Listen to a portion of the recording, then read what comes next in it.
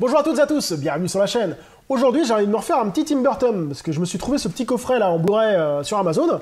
Et c'est un coffret qui est assez sympa avec de nombreux bons films de Tim Burton. On retrouve vraiment des films assez importants dans sa carrière. Alors je l'ai repris parce que moi, mes qualités DVD sont assez médiocres. Et surtout, particulièrement pour Mars Attack. C'est ce que j'ai envie de me faire aujourd'hui. Parce qu'en fait, j'ai essayé de me revoir un Mars Attack en DVD. Oh, c'était tellement dégueulasse que je dis voilà, stop, j'arrête. Et donc je me cherchais un petit coffret sympa, puis j'ai vu que ce coffret-là était édité à moins de 10 balles. Moi, je l'ai acheté moins de 10 balles. Donc pour avoir tout ça, ça va être cool. Donc Mars Attack. Alors Mars Attack, c'est quoi? Mars Attack, pour moi, c'est toute une époque.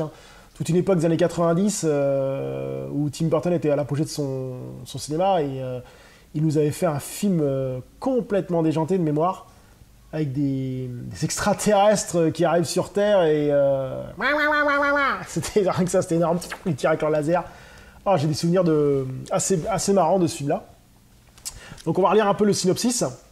Des milliers de soucoupes volantes venues de Mars se dirigent vers la Terre, tandis que certains humains prônent une réaction musclée, d'autres suggèrent une attitude pacifique. Le speech s'arrête là, je ne vais pas en dire plus.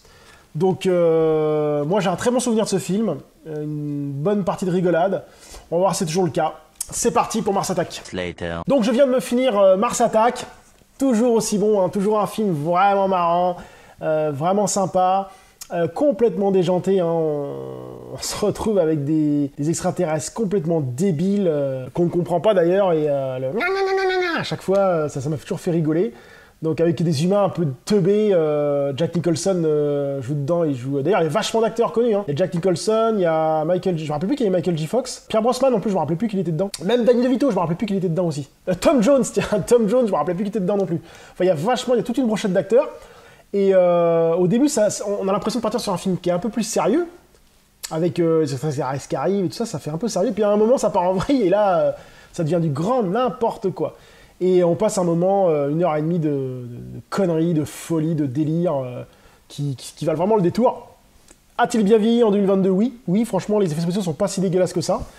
Les soucoupes volantes, les extraterrestres, ça reste vraiment très correct. Il n'y a pas eu trop d'effets spéciaux, donc ça reste vraiment bien. Et ça reste vraiment agréable à voir. Et franchement, non, j'ai passé encore un bon moment à voir Mars Attack. Ça doit être la 3 ou 4e fois que je le vois. Et je ne peux que vous le conseiller si vous ne l'avez pas vu. Ça reste un film à voir, à découvrir si vous aimez l'univers de Tim Burton. Et surtout si vous aimez les extraterrestres. Et une comédie extraterrestre un peu comique qui est un peu sérieuse aussi. Parce que, mine de rien, c'était une comédie, mais il y a quand même du meurtre. Avec les lasers, les mecs qui se désagrègent et tout. En fait, on se fend la gueule à voir les mecs se faire désintégrer avec les lasers, quoi. Alors que c'est pas marrant du tout. Mais ça reste un film à voir et que je vous conseille si vous ne l'avez pas vu. Donc voilà, c'était Mars Attack, un film qui est toujours aussi bon en 2022 et qui vaut le détour. Sur ce, je vous dis à très bientôt sur la chaîne. Salut!